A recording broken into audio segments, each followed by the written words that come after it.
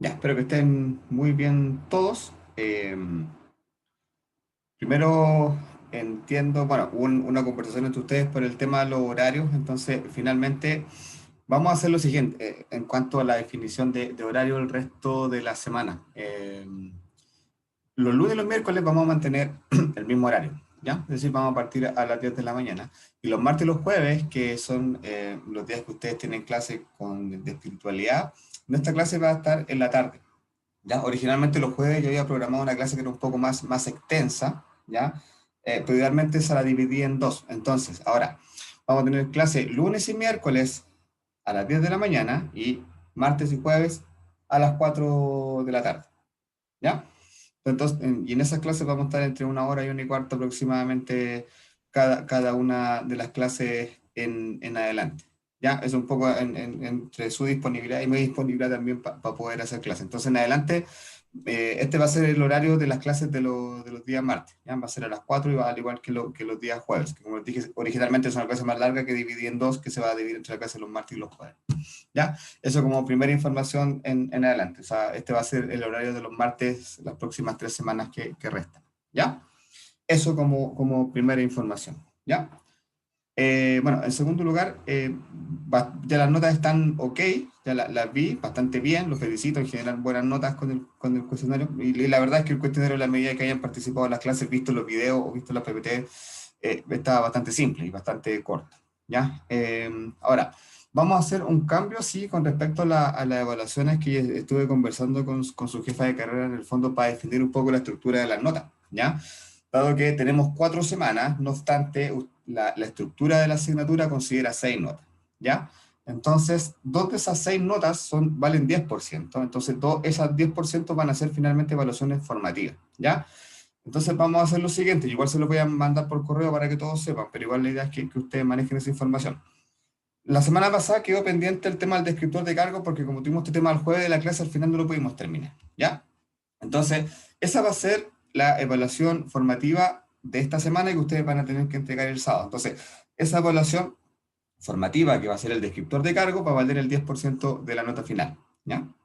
Entonces, me recuerdo que vimos algunas partes de cómo avanzar con el descriptor de cargo, pero nos faltaron las últimas partes. Eso lo vamos a ver mañana, ¿ya? Entonces, mañana vamos a terminar de ver el formato del descriptor para que ustedes lo puedan hacer, entregarlo el día sábado junto con la evaluación sumativa y el descriptor, como les digo, va a valer el 10% de la nota, ¿ya? Y la próxima semana también vamos a tener una evaluación formativa que va a valer 10% de la nota. Entonces, la próxima semana vamos a tener tanto la evaluación sumativa, que va a ser el cuestionario, como la evaluación formativa, que va a ser un plan de capacitación que lo vamos a desarrollar durante la próxima semana. ¿Ya? Eso, entonces tenemos esas modificaciones con respecto al horario y a las notas, que igual yo se los voy a enviar por correo, tanto el tema de los horarios con notas, para que quedemos todos claros. ¿Ya? ¿Dudas, consultas con eso, con respecto al tema del horario, con respecto al tema de las notas?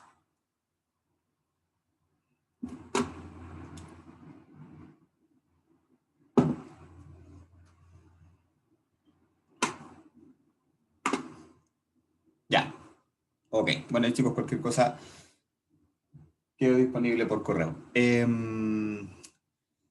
Listo, estamos pasando, hoy día comenzamos la segunda unidad que tiene que ver con reclutamiento y selección, ¿ya? Que es el proceso inicial, digamos, ¿se acuerdan que la semana pasada veíamos en un gráfico cómo se estructuraban los procesos de recursos humanos, siendo el proceso de ingreso, el primer proceso donde estaba precisamente reclutamiento y selección? Eso es lo que vamos a comenzar a ver, a contar de hoy, ¿ya? Y durante toda esta semana. Entonces, ¿qué vamos a hacer? Vamos a, en términos de contenido, hoy vamos a abarcar lo que tiene que ver con la fase de reclutamiento, ¿ya? Recuerden que cuando hablamos de reclutamiento y selección son dos procesos distintos que se dan en tiempos separados. Primero hay que hacer un reclutamiento para poder contar con una base importante de candidatos que posteriormente pasan a la etapa de selección, ¿ya? Entonces, lo que vamos a ver hoy día tiene directa relación con la fase de reclutamiento, ¿ya? Tanto mañana como el día, mañana miércoles como el día jueves, vamos a ver lo que tiene que ver con selección, ¿ya? Y vamos a ver directamente lo que es las entrevistas, porque hay varios tipos de entrevistas, hay otros tipos de metodologías también que permiten evaluar candidatos, junto también con las evaluaciones que se hacen, evaluaciones de inteligencia, de personalidad, proyectiva, psicológica, etcétera. Todo eso lo vamos a ver entre mañana y el día jueves, ¿ya? Entonces, hoy día, como yo les comentaba, vamos a empezar a ver lo que tiene que ver con la fase de reclutamiento, ¿ya? ¿En qué consiste el reclutamiento? El reclutamiento consiste en hacer público el aviso, generar la vacante, hacerla pública, y como bien su palabra dice, reclutar, atraer, poder captar la mayor cantidad de candidatos posibles que obviamente perfilen y que estén en función del perfil que nosotros estamos buscando, ¿ya? Y esa es la fase que nosotros vamos a comenzar a ver el día de hoy.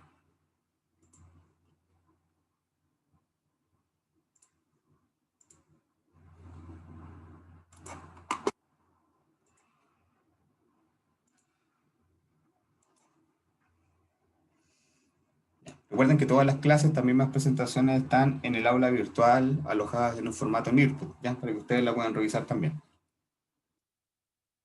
Resumen. La semana pasada vimos lo que era la fase inicial, la fase de planificación de recursos humanos, ¿ya?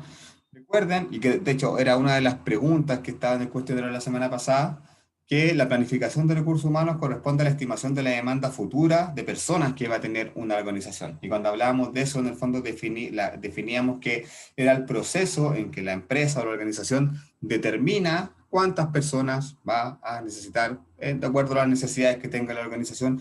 Y también recuerden que evaluábamos el contexto externo, donde veíamos que quizás factores como políticos, económicos, sociales, obviamente van a afectar en nuestra planificación de recursos humanos, ¿ya? Una vez que hacíamos este análisis de tipo cuantitativo, es decir, de números, cuántas personas nosotros vamos a poder tener, por ejemplo, en la organización el próximo año, cuánto va a ser nuestro presupuesto para remuneración el próximo año, se pasa a una segunda fase, que tiene que ver con el análisis de puestos, que es el proceso que estamos trabajando como actividad formativa y que tiene que ver con darle contenido a cada uno de los puestos, ¿ya? No solamente decir o indicar cuál va a ser el nombre del cargo, sino que obviamente empezar a entregarle o atribuirle características a ese cargo, ¿ya? Empezar a atribuirle competencias, habilidades, experiencias previas, toda la información que nosotros vimos que estamos incluyendo en el descriptor de cargo, ¿ya? Y una vez que nosotros ya tenemos la estimación, ¿qué necesitamos o cuánto necesitamos? ¿Y qué es lo que necesitamos? Iniciamos el proceso de reclutamiento, ¿ya? Ahí se inicia la fase de búsqueda laboral, porque obviamente ya sabemos cuánto vamos a necesitar, sabemos qué tenemos que buscar y ya obviamente con esa información podemos salir al mercado a buscar candidatos, ¿ya? O definir también si es que tenemos que salir al mercado a buscar candidatos, porque quizás esos candidatos ya los tengamos dentro de la organización. Pues también es una definición que se da en este proceso, que también lo vamos a revisar hoy día, respecto a cuáles son las fuentes de reclutamiento, ¿ya? Entonces, como yo les comentaba, ¿qué es reclutamiento? El reclutamiento es el proceso previo a la fase de selección, donde la organización debe hacer pública la vacante que tiene a través de distintos canales, vamos a revisar más adelante cuáles son los canales más utilizados, y lograr atraer la mayor cantidad de candidatos en función del perfil que nosotros estamos buscando, ¿ya? Entonces, en ese sentido, es muy relevante que cuando nosotros hagamos público un aviso, un anuncio de reclutamiento, obviamente tenemos que declarar muy bien qué es lo que estamos buscando, ¿ya? Un aviso o un anuncio, una publicación que no contenga las características que permita identificar bien al candidato que nosotros estamos buscando, lo más probable va a ser que vamos a tener un proceso que no va a cumplir el objetivo, ¿ya? Y eso va a pasar porque van a postular candidatos que no necesariamente van a estar de acuerdo al perfil que nosotros buscamos.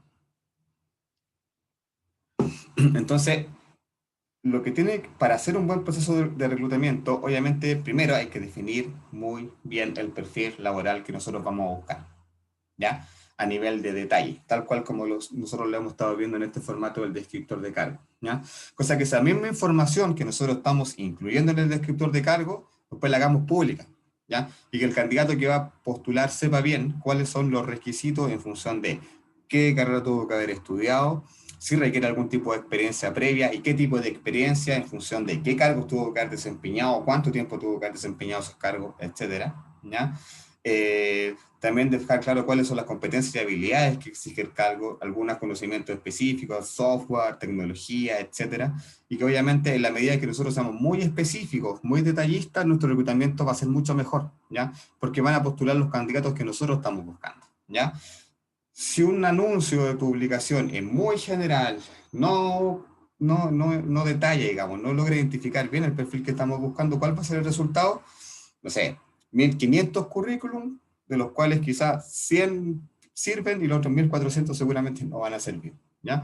Entonces, obviamente, un proceso de reclutamiento tiene que enfocarse en el perfil que nosotros estamos buscando, identificando, declarando bien cuál es el perfil que nosotros necesitamos, identificando también cuáles son los canales que nosotros vamos a buscar para buscar a esa persona. Obviamente, un solo canal no nos va a servir para buscar distintos tipos de candidatos, ¿ya?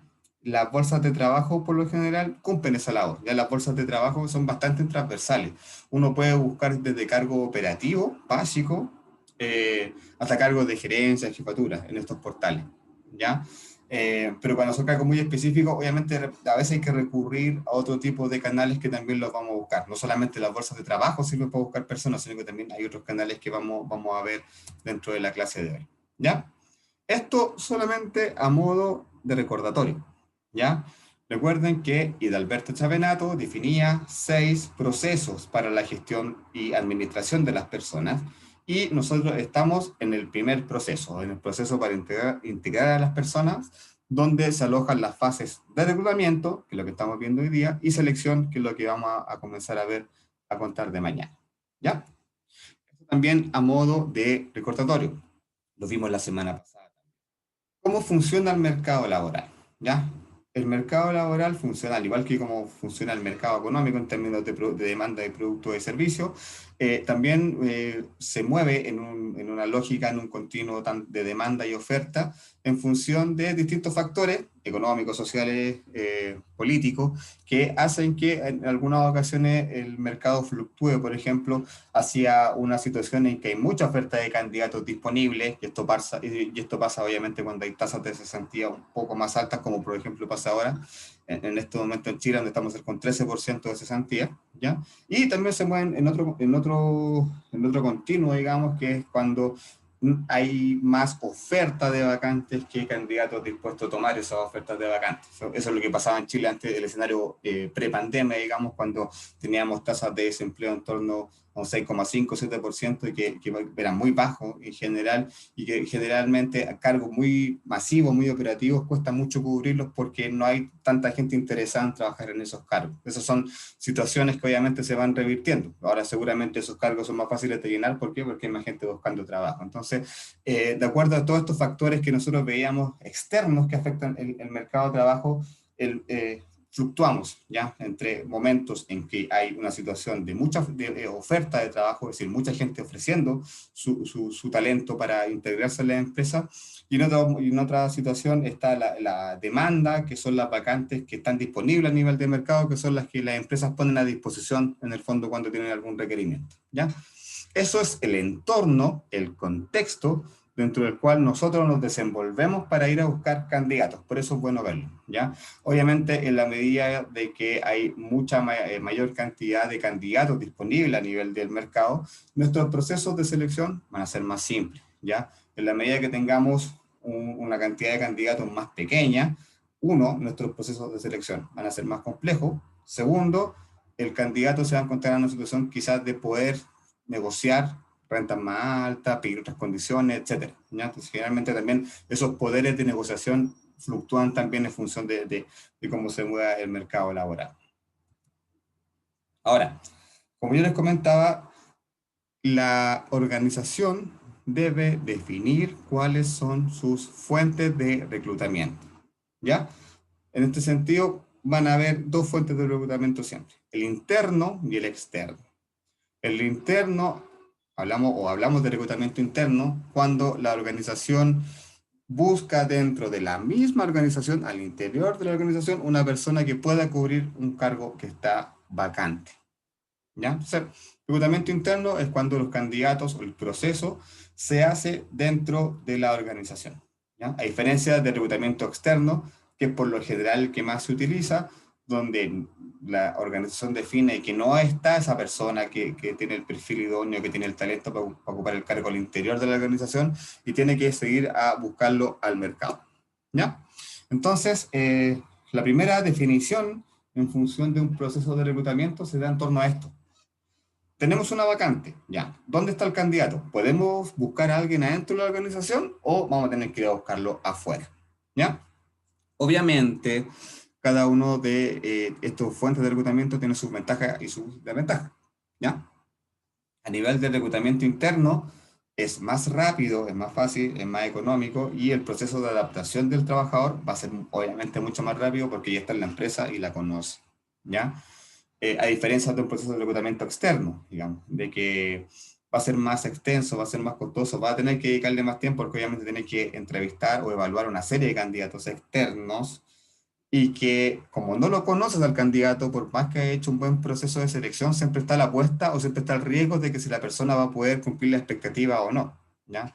Que de alguna forma un reclutamiento interno entrega más garantías porque de alguna forma el desempeño del colaborador está aprobado. ¿Por qué? Porque ya trabajó en la organización y conocemos su desempeño versus una persona que viene afuera que tenemos sus referencias, tenemos procesos de selección que puede generar algún tipo de sustento de su desempeño, pero básicamente es una apuesta. Entonces, obviamente hay ventajas y desventajas, ¿ya?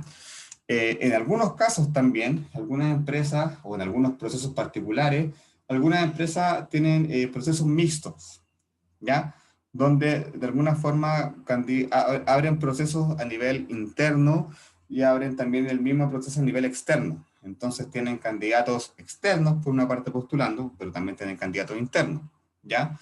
Eso si bien se hace, yo creo que no es recomendable. ¿Por qué?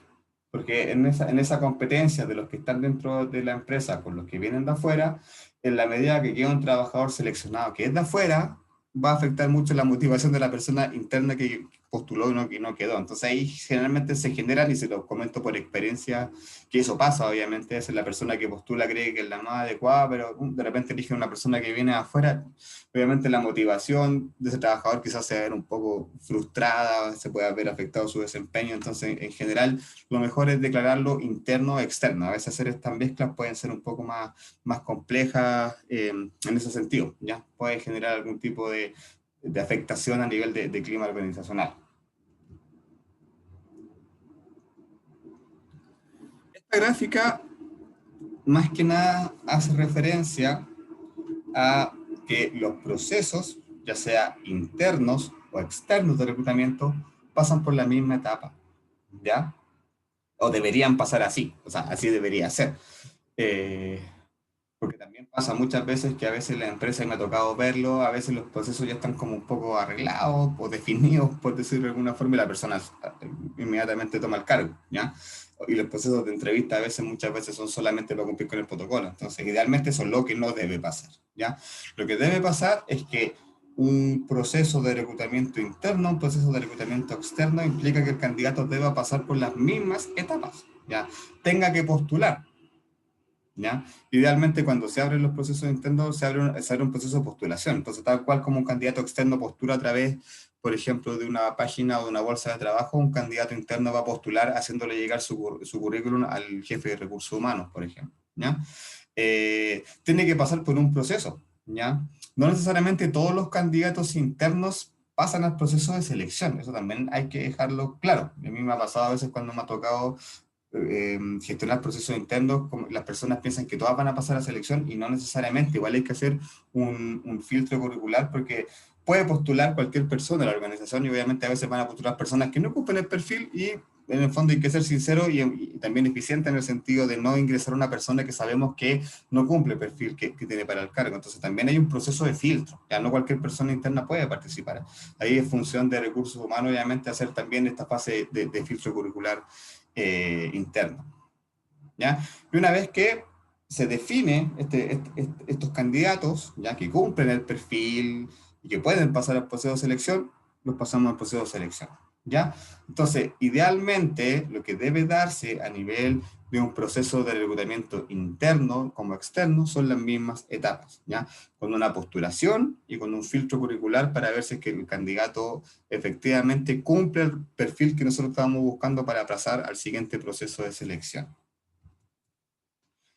Ahora, esto que están viendo acá es interesante y no es lo mismo que un reclutamiento interno, ¿ya? Porque lo que están viendo acá es el esquema de un plan de sucesión, ¿ya? ¿Cuál es la diferencia entre un plan de sucesión y un reclutamiento interno? Cuando hablamos de reclutamiento interno, hablamos de un proceso para buscar candidatos que eventualmente puedan cubrir una vacante.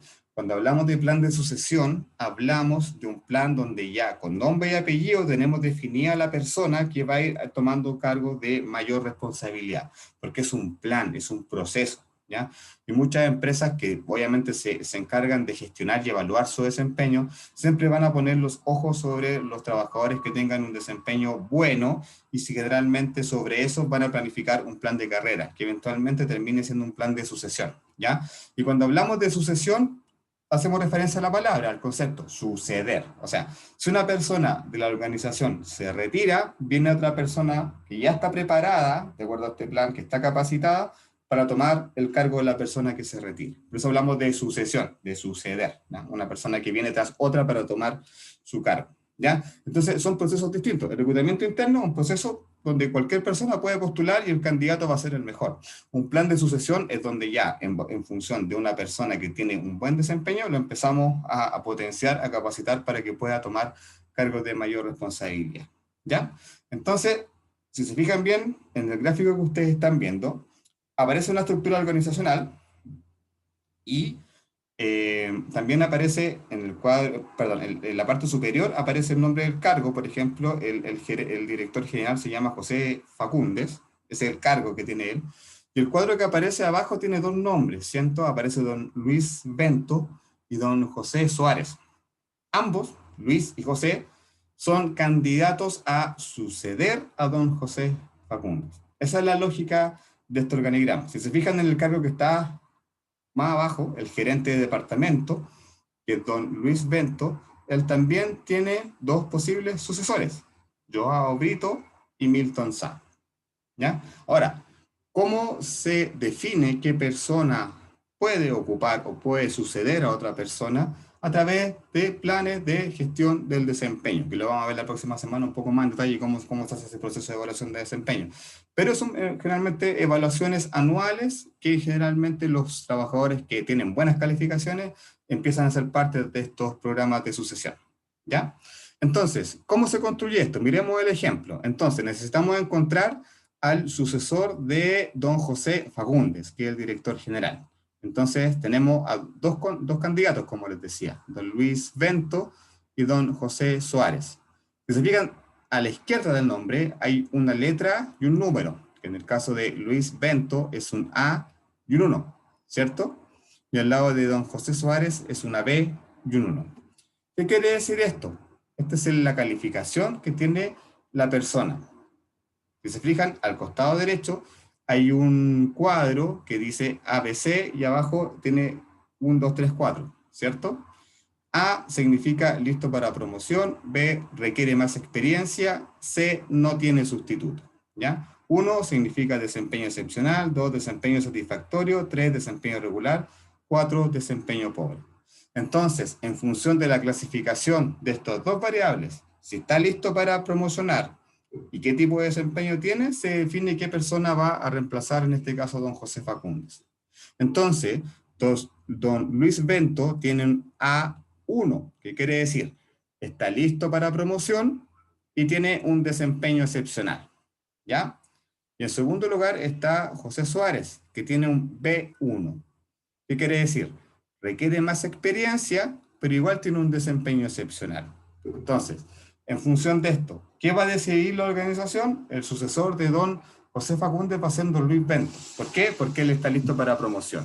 Y don José Suárez se va a seguir capacitando, se va a seguir desarrollando para quedar ahí también, para pasar ese B a una A y que en la medida que se genere una nueva vacante pueda ser él el considerado para una nueva promoción. ¿Ya? Lo mismo con el cargo de abajo, con el gerente de departamento, don Luis Bento. Se da la misma situación. Joao Brito tiene un A1, entonces también está listo de promoción y tiene un desempeño excepcional, ¿ya? Y don Milton Sá, al igual que el candidato José, requiere más experiencia, tiene un buen desempeño, pero requiere más experiencia. O sea, él todavía no estaría capacitado para tomar el cargo de gerente de departamento, por lo tanto, don Joao Brito pasaría a tomar ese cargo. ¿Ya? Así es como se construye un organigrama en términos de un plan de sucesión, ¿ya? Identificando cuáles son los posibles candidatos que van a suceder a la persona que se va y cómo se clasifican en función de su experiencia y de su desempeño, ¿ya?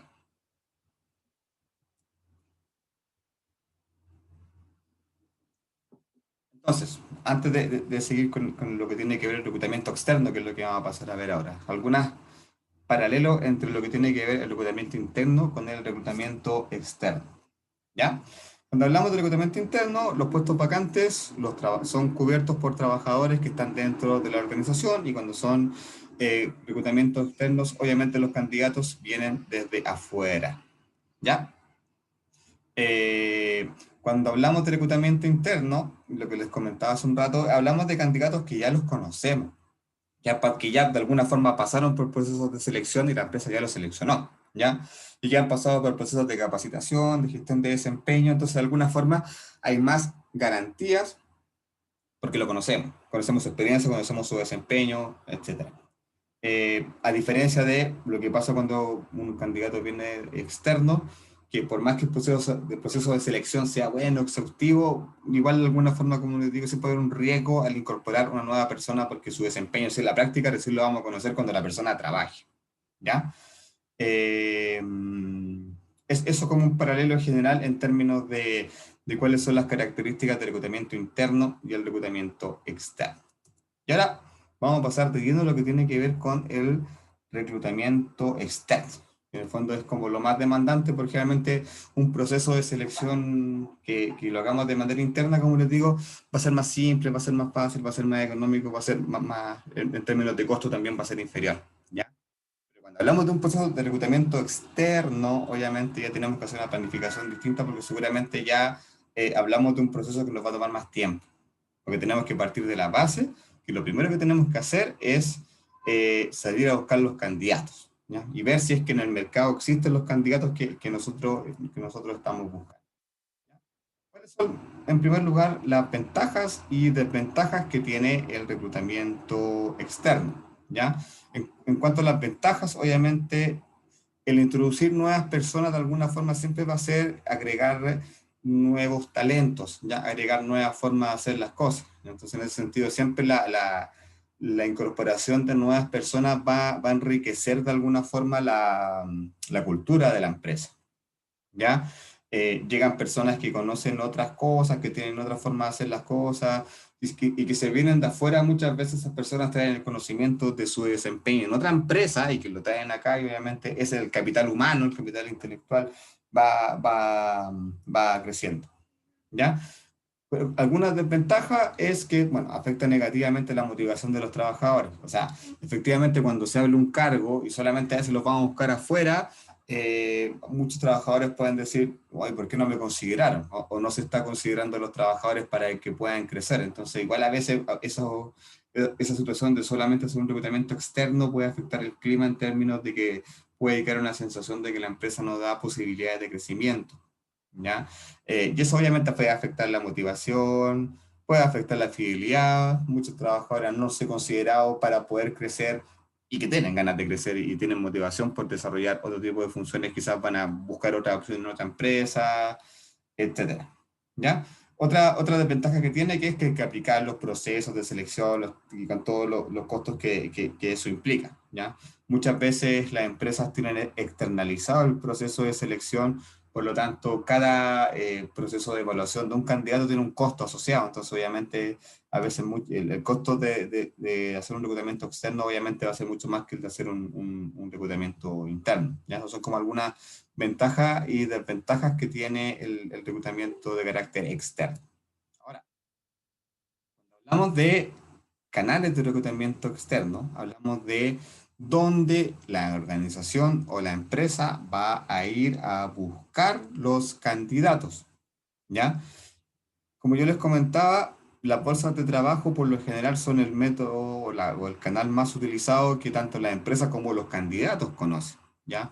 Yo creo que estoy seguro que todos los que estamos acá tenemos nuestros currículum alojados en algún tipo de bolsa de trabajo, o sea, trabajando.com o Laborum, que son las dos bolsas más grandes. ¿No? Así también hay otras bolsas que son del Estado, etcétera, y que básicamente tienen como fin la interacción precisamente del mercado laboral, pues, donde se juntan las empresas que buscan candidatos junto con los candidatos que están buscando trabajo. ¿Ya? Entonces, en esta bolsa, como les digo, interactúan los candidatos, donde inscriben su cuenta, alojan su currículum y buscan ofertas. Y por otra parte están las empresas que están publicando continuamente su oferta de trabajo. Entonces el candidato puede, a través de esta página o de esta aplicación, porque también obviamente estas páginas tienen aplicaciones que se pueden ocupar en teléfono móvil, postular directamente con la empresa e iniciar su proceso de postulación a través de la bolsa de trabajo. ¿Ya? Sigue siendo el método más utilizado desde los últimos 15 años. ¿Ya?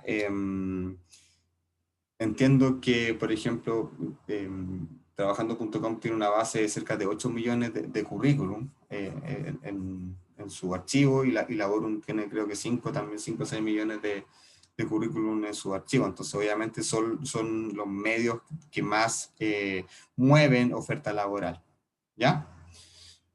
Por otra parte, están los medios de comunicación, que antes era como el medio único donde uno podía encontrar ofertas laborales, ¿ya? Eh, Generalmente, no sé, estoy hablando de quizás hace 20 años atrás, eh, el único canal que existía, el más común, cuando no existían estas bolsas de trabajo, era el periódico, el diario, el Mercurio del Domingo, que la gente compraba para buscar trabajo, ¿ya? Eso obviamente, si bien sigue siendo un medio utilizado, ya es muy poco utilizado, ya no se utiliza para cualquier tipo de cargo. Generalmente lo utilizan, primero se utiliza cuando hay una necesidad de cargo masivo, que las empresas necesitan publicar por todos lados el aviso, utilizan también los medios de comunicación, ¿ya? Pero principalmente se da en el mundo público, ¿ya? Cuando están sobre todo buscando cargos de alta dirección pública, se publican en medios de comunicación, por la formalidad también de que quede dentro de un medio escrito, y que es un poco lo que solicita cualquier proceso de selección a nivel del Estado en términos de transparencia, digamos, de que la publicación se haga en los medios más masivos posibles. ¿Ya? Entonces no es un canal muy utilizado, pero no obstante igual se sigue utilizando. Igual algunos medios de comunicación todavía mantienen un apéndice aparte de lo que tiene que ver con búsquedas laborales, ¿ya? Por otra parte, están las consultoras de recursos humanos. Cuando hablamos de consultoras de recursos humanos, hablamos de empresas que se dedican a prestar servicios de reclutamiento y selección a otras empresas, ¿ya?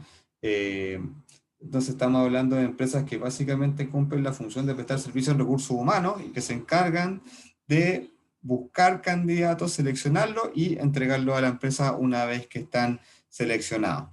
¿Ya? Entonces ahí generalmente las empresas externalizan el proceso de selección. Pero ojo, no es que la consultora elija al candidato definitivo.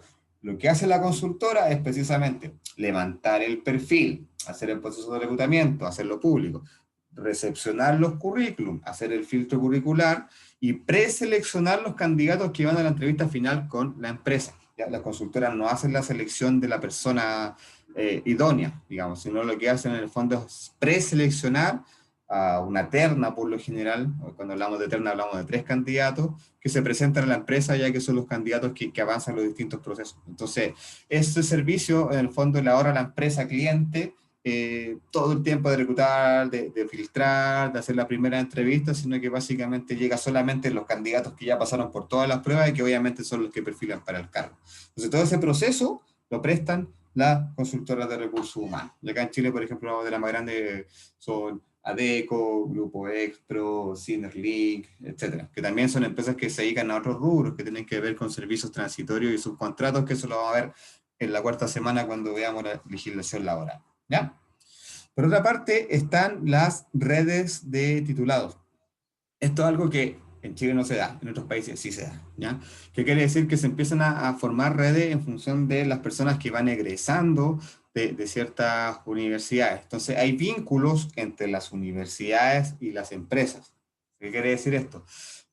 Pasa mucho en Estados Unidos que las empresas empiezan a hacer reclutamiento cuando los alumnos todavía no egresan de educación superior, ¿ya? Entonces, como que ya las empresas van a estas universidades y empiezan a identificar los talentos, y una vez que lo identifican ya le ofrecen trabajo, le ofrecen trainee o training o entrenamiento inicial. Entonces, hay una conversación, digamos, entre el mundo universitario, educación superior y las empresas. Acá está pasando muy incipientemente en algunos oficios o más bien profesiones que son muy específicas que requieren en el fondo de trabajar en red, pero es algo que no se utiliza mucho, ¿ya?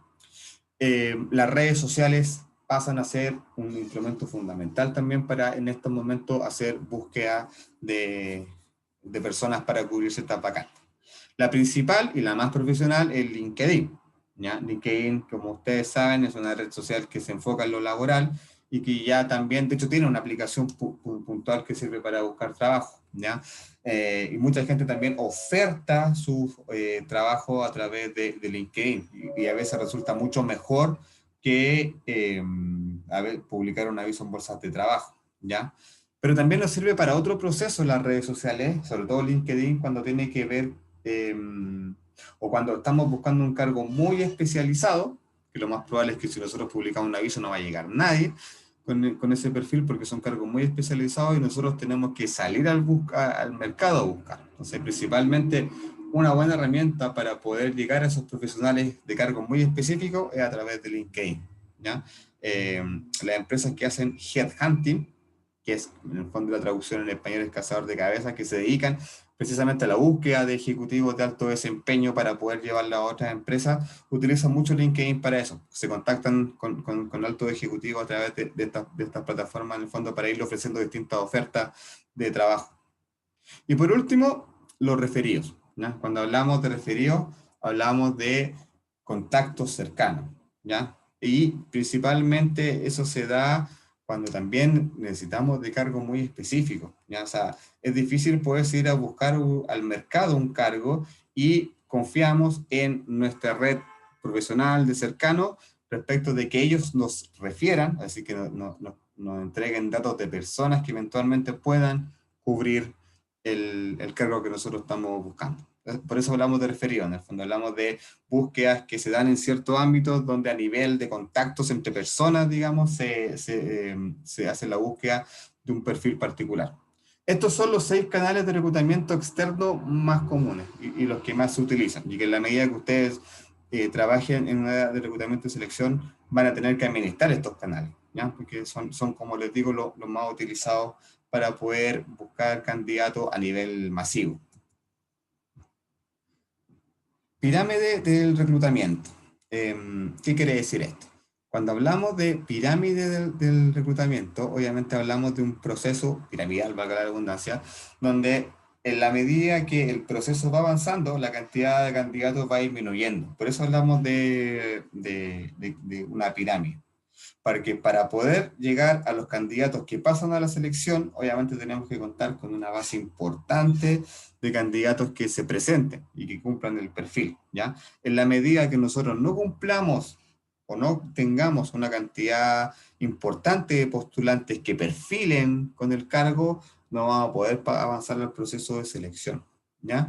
Entonces, por eso este proceso se denomina como una pirámide, porque en el fondo, como ven, en la medida que van avanzando, la cantidad de candidatos se va reduciendo por un proceso obvio de filtro que se va realizando dentro del mismo proceso. ¿Qué quiere decir esto, por ejemplo? Nosotros vamos a publicar un aviso y van a llegar 200 candidatos, ¿ya? Pero obviamente dentro de esos 200 candidatos, eh, los 200 no necesariamente van a cumplir el perfil que nosotros estamos buscando y nosotros tampoco tenemos capacidad de poder entrevistar a 200 personas para un cargo, ¿cierto? Entonces ahí generalmente se hace un filtro, ¿ya? Que es lo que se denomina filtro curricular, donde se hace un match entre el perfil del cargo y el currículum del candidato. Obviamente los candidatos que más se acerquen a este perfil que nosotros tenemos son los que van a ir pasando al proceso de selección. Entonces ya tenemos un primer filtro donde todos los candidatos que no se acercan al perfil quedan fuera del proceso. ¿ya? Después generalmente viene una segunda etapa que es una preselección, ¿ya? Donde a los candidatos que ya filtré y que yo veo que son susceptibles de pasar al proceso de selección, se les contacta y por lo general se hace algún tipo de prueba, pretest, en el fondo para validar su interés en el proceso. ¿Ya? Muchas empresas hacen este proceso de manera telefónica o a través de alguna plataforma virtual, ¿ya? Donde se hace un prefiltro en el fondo para ver, porque por una parte pues, el candidato puede tener el perfil del cargo, pero por otra parte sus expectativas de renta o sus expectativas respecto de la empresa pueden ser muy distintas a lo que nosotros le podemos ofrecer. Entonces igual es importante que haya una conversación previa para conocer eso. Ya obviamente tenemos que tener precaución de no avanzar en el proceso a personas que no tengan el perfil y que sus expectativas y motivaciones no estén dentro de lo que nosotros le podemos ofrecer. Tenemos que solamente enfocarnos en que sigan avanzando las personas que se adapten al perfil y que estén de acuerdo con las condiciones o la oferta que nosotros le estamos entregando. ¿Ya? Entonces, a la medida que ese proceso va avanzando, obviamente la cantidad de candidatos se va haciendo más pequeña, hasta generalmente llegando a 5 o 3 candidatos que finalmente son los que pasan a el proceso de entrevista. Entonces, por eso hablamos de la pirámide del reclutamiento. Es un proceso que en la medida que avanza, se va reduciendo el número de candidatos, ¿ya? Esto también tiene relación con el tipo de cargo, ¿ya? O sea, si necesitamos un cargo masivo, por ejemplo, pensemos en un servicio, por ejemplo, de venta. Necesitamos para una campaña retail, la empresa, por ejemplo, nos va a pedir 50 vendedores para poder cubrir para una sucursal. Si queremos buscar 50 vendedores, lo más probable es que vamos a tener que contar con una base de por lo menos 500 candidatos. Para esos 500 candidatos poder llegar a esos 50 vendedores, ¿ya?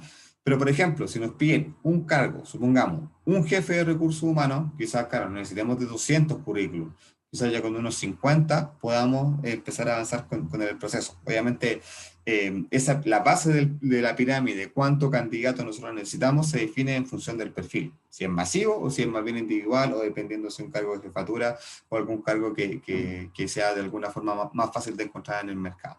¿Ya?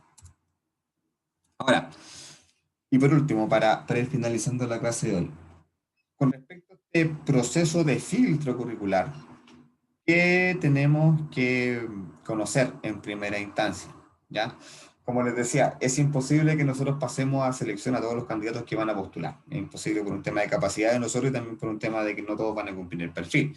Entonces, una herramienta importante que nos entregan las bolsas de trabajo, que imagino que si ustedes han postulado trabajo la conocen, son las preguntas que se hacen a través de la bolsa de trabajo. Entonces, si ustedes han postulado a través de estas bolsas, generalmente le aparecen algunas preguntas como ¿cuáles son sus expectativas de renta? Comente su experiencia en relación al cargo, qué carrera estudió, etcétera.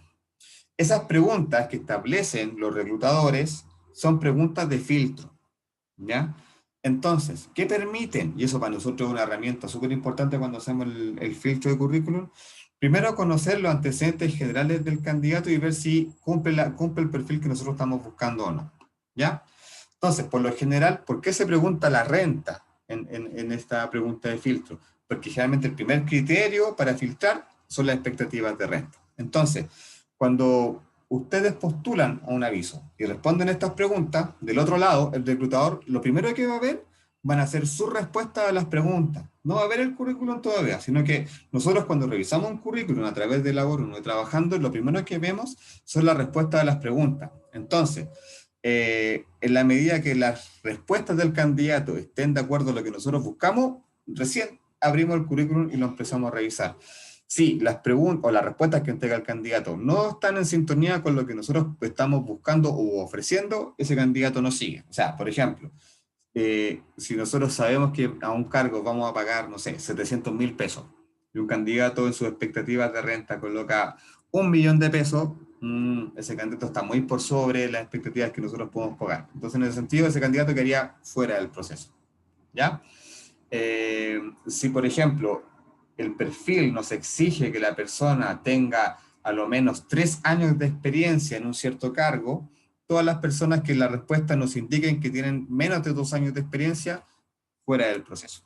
¿Ya? Entonces, estas preguntas de filtro que ustedes ven en las bolsas de trabajo son precisamente eso, para ayudarnos en este proceso de filtro. Es imposible poder leer un currículo completo, pero ya, obviamente, estas preguntas no nacen un primer filtro, por decirlo de alguna forma, donde solamente consideramos a los candidatos que cumplen la expectativa y que tienen el perfil que nosotros estamos buscando. Entonces, en ese sentido, el primer criterio son la expectativa y el perfil laboral del candidato. Por eso se pregunta renta, experiencia y dónde estudia, precisamente para tener esta información a mano y hacer un prefiltro. Después, posteriormente, tenemos que ver si los estudios de la persona están de acuerdo al perfil que nosotros estamos buscando, ¿ya? Para algunos cargos, para algunas cosas muy específicas, cuando son cargos, no sé, pues en tecnología, en ciencia, en medicina, obviamente a veces la persona tiene que tener una carrera, un estudio muy específico, ¿ya? Pero para otros cargos no. Por ejemplo, en el mismo recursos humanos, como veíamos la semana pasada, en recursos humanos puede trabajar un técnico en recursos humanos, un técnico en administración, un psicólogo, un sociólogo, un abogado, un contador, etcétera. Entonces, la idea en esta parte, obviamente, es definir qué tipo de estudios nosotros necesitamos para la persona, ¿ya? Eh, y como les digo, eso va a depender directamente de lo que nosotros declaremos en el perfil de cargo. Cuando nosotros hagamos la descripción de cargo, se recuerdan que hay una parte que teníamos que declarar los estudios técnicos. Eso mismo es lo que va y que nosotros tenemos que tener en nuestra cabeza al momento de filtrar las carreras que la persona tuvo que haber cursado para poder ser parte del proceso de selección, ¿ya? Por otra parte, si es necesario que la persona tenga capacitaciones o especializaciones, ¿ya? En algunos casos, generalmente en nuestra área, el área administrativa, nos piden que manejemos a veces un nivel de Excel a nivel intermedio, idealmente un inglés a nivel intermedio, y hay situaciones, o perdón, situaciones más que situaciones, perfiles que obviamente son excluyentes y que no cualquier persona puede ocupar. O sea, si necesitamos un cargo administrativo, obviamente una persona que no maneje Excel, lo más probable es que no tenga el perfil para el cargo. Entonces, la idea es siempre las especializaciones declararlas. O sea, necesitamos que tú sepas un nivel de Excel a un nivel intermedio. ¿Ya?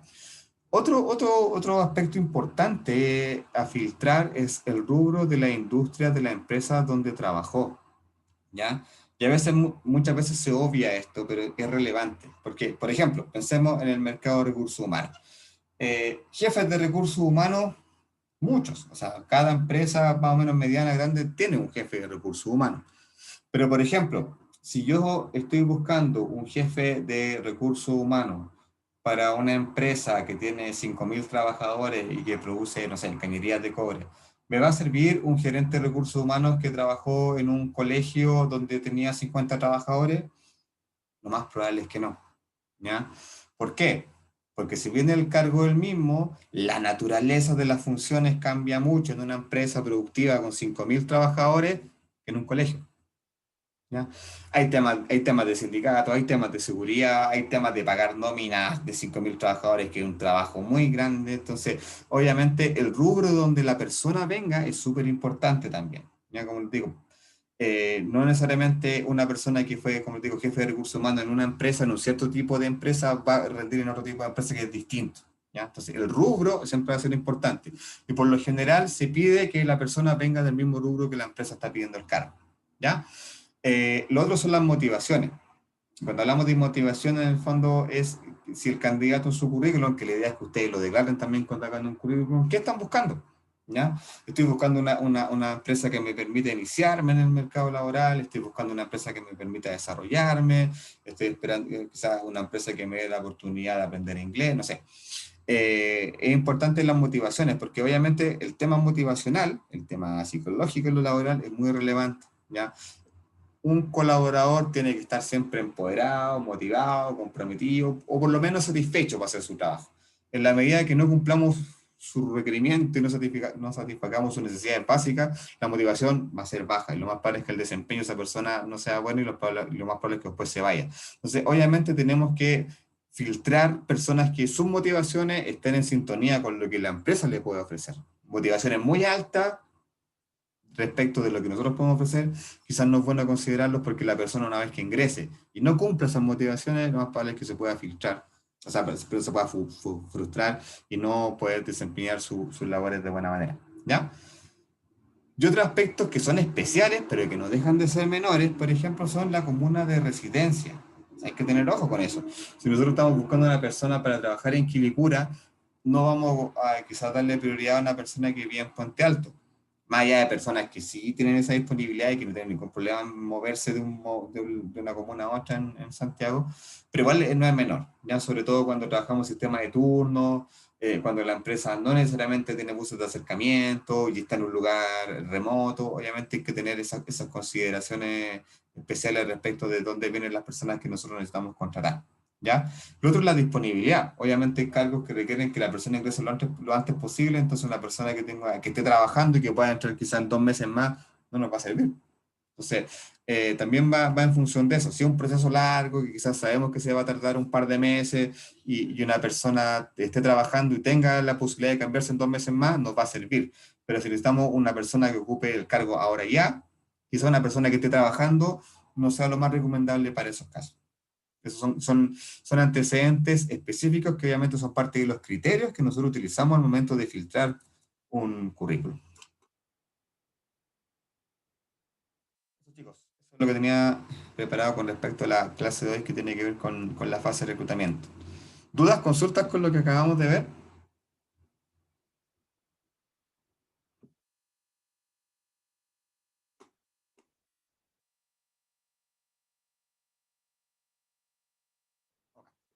Entonces, chicos, mañana seguimos viendo el proceso de reclutamiento y selección. Hoy día vimos lo que es reclutamiento. Mañana empezamos a ver lo que es selección. ¿Ya? Recuerden que recuerden que la evaluación formativa de la semana pasada que no hicimos, porque el día jueves no tuvimos este tema en la clase, lo tienen que entregar esta semana, el día sábado, en el aula virtual. Yo la voy a habilitar nuevamente para que lo puedan entregar. Y va a valer 10% de la nota final. O sea, va a ser formativa, pero con una nota de un 10%. Entonces, mañana, al final de la clase, vamos a terminar de revisar el formato de descriptor de cargo que empezamos a ver la semana anterior. ¿Ya? Eso, y ya mañana empezamos a ver lo que tiene que ver con selección, con los tipos de entrevistas y el jueves vamos a ver también cuáles son los tipos de pruebas que se aplican en los procesos de selección, ¿ya? Les dejé también en el aula virtual una hoja de preguntas de un test que se llama DISC, ¿ya? Véanlo por ahora, para saber si tienen tiempo, que imagino que más de alguno quizás ya lo respondió cuando fue alguna entrevista, porque lo vamos a desarrollar también durante esta semana, de manera paralela, ¿ya? El DISC es un test de personalidad.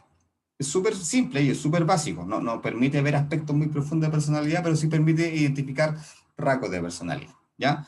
Entonces, la idea es que también mañana revisemos en qué consiste el DISC, usted lo veamos cómo se responde, y entre jueves y el lunes de la próxima semana, ustedes trabajen en poder tabularlo, analizarlo, interpretarlo y así, en el fondo, hacer un autoanálisis de cuáles son sus rasgos de personalidad que más frecuentemente utilizan, ¿ya? Eso, chicos. Entonces, mañana nos vemos a las 10 de la mañana. Que estén muy bien. Gracias, Vanessa.